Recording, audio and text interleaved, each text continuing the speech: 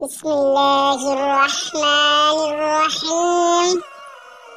প্রিয় দর্শকবৃন্দ, আজকের এই পর্বে আমরা জানব পৃথিবীর প্রথম মানুষ, প্রথম নবী এবং মানব জাতির পিতা হযরত আদম আলাইহিস সালাম এর পূর্ণ জীবনী।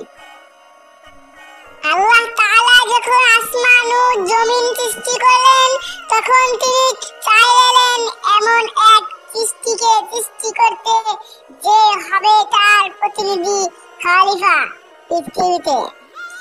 তখন ফেরেশতারা বললেন, হে আল্লাহ, আপনি কি এমন কাউকে সৃষ্টি করবেন যে রক্তপাত করবে? আল্লাহ বললেন, আমি যা জানি তোমরা তা জানো না। এরপর আল্লাহ তাআলা পৃথিবীর বিভিন্ন স্থান থেকে মাটি সংগ্রহ করলেন। কেউ বলে মাটি ছিল লাল, কালো, সাদা, সব রঙের। সেই মাটি দিয়ে আল্লাহ নিজ হাতে আদম আলাইহিস সালামের আকৃতি তৈরি করলেন। কিছুদিন সেই দেহ নিষ্পন্দ অবস্থায় ছিল ও তারপর আল্লাহ তাআলা তাতে প্রাণ ফুঁকে দিলেন। আদম আলাইহিস সালাম জীবিত হলেন, চোখ খুললেন, আল্লাহর দিকে তাকালেন। তখন আল্লাহ বললেন, হে আদম, আমার রহমতে তুমি বাঁচতে, আমার হুকুমে তুমি কাজ করবে। আল্লাহ তাআলা ফেরেশতাদের আদেশ করলেন, আমি যখন আদমের মধ্যে প্রাণ সঞ্চয় করব, তখন তোমরা সবাই তাকে সিজদা করো। সব ফেরেশতা সিজদা করলো, কিন্তু একমাত্র ইবলিস অহংকার করলো।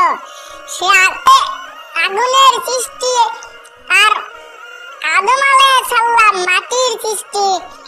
ইবলিস বলল, আমি তো আগুনের, সেই মাটির আমি কেন সিজদা করব? আমি অহংকারের জন্য আল্লাহ তাআলা তাকে জান্নাত থেকে বের করে দিলেন। ইবলিস প্রতিজ্ঞা করলো, আমি এই আদমের সন্তানদের পথ ভ্রষ্ট করব যতদিন তারা বেঁচে থাকবে। আল্লাহ আদম আলাইহিস সালামকে জান্নাতে রাখলেন।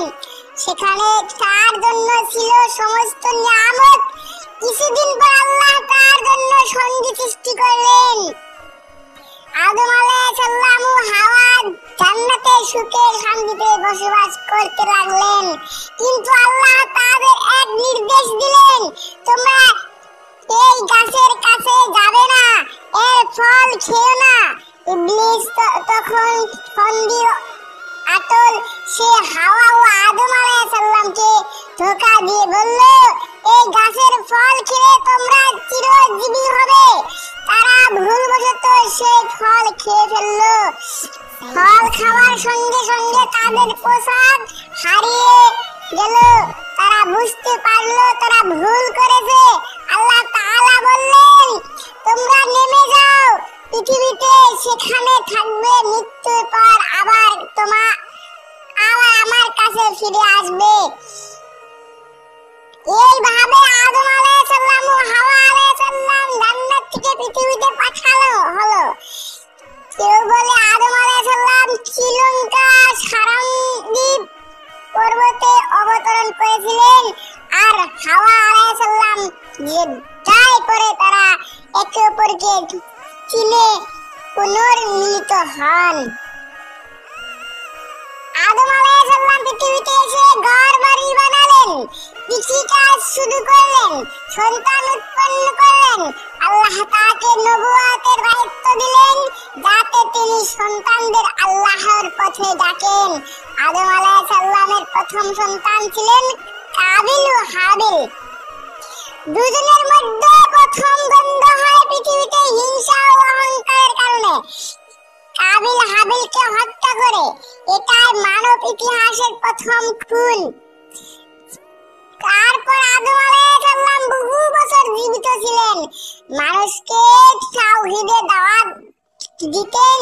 তিনি ছিলেন প্রথম নবী ও প্রথম মানব জাতির পিতা। অংশ ও শিক্ষা ও ইবলিসের প্রতিশোধ। ইবলিস সর্বদা মানুষকে বিপদে নিবার চেষ্টা করেছে। আদম আলাইহিস সন্তানদেরকে সতর্ক করে দিতেন যেন শয়তানের প্রলোভনে না পড়ে। তিনি বলতেন যে আল্লাহর নির্দেশ মানে সে সফল হবে, যে অবাধ্য হয় সে ধ্বংস হবে। আদম আলাইহিস সালামের দরবারে তওবা করেছিলেন, আল্লাহ তার তওবা কবুল করেন এবং তাকে নবুয়তের মর্যাদা দেন। দীর্ঘ জীবনের পর একদিন আদম আলাইহিস সালাম আল্লাহর হুকুম পেলেন, তার সময় শেষ। ফেরেশতা এসে তার জান কবজ করলেন। হাওয়া আলাইহিস সালাম কাঁদলেন, সন্তানরা শোক করলো। আদম আলাইহিস সালামের জান্নাত থেকে আনা কাফনেই তাকে দাফন করা হয়। বলা হয় আদম আলাইহিস সালামের কবর হিজাজ অঞ্চলে বা জেরুজালেমে আছে। আল্লাহ ভালো জানেন। আদম আলাইহিস সালামের কাহিনী আমাদের শেখায় আল্লাহই একমাত্র সৃষ্টিকর্তা। অহংকার মানুষকে ধ্বংস করে, তওবা করলে আল্লাহ ক্ষমা করেন। দুনিয়া ক্ষণস্থায়ী, জান্নাত তো চিরস্থায়ী ঠিকানা। প্রিয় ভাই ও বোনেরা, আমরা যেন আদম আলাইহিস সালামের সন্তান হিসাবে আল্লাহর হুকুম মানি, শয়তানের পথে না চলি। হে আমাদের রব, আমরা নিজেদের প্রতি জুলুম করেছি। আপনি যদি আমাদের ক্ষমা না করেন তবে আমরা ক্ষতিগ্রস্তদের অন্তর্ভুক্ত হব। সূরা আল আরাফ।